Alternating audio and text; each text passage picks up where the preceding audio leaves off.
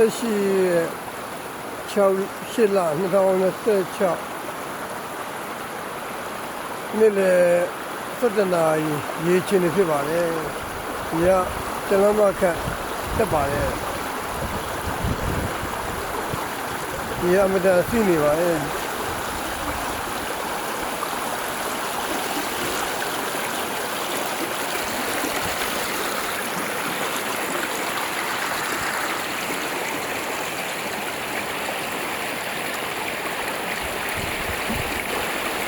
ဒီနေ့မျိုးနဲ့အန်တပူ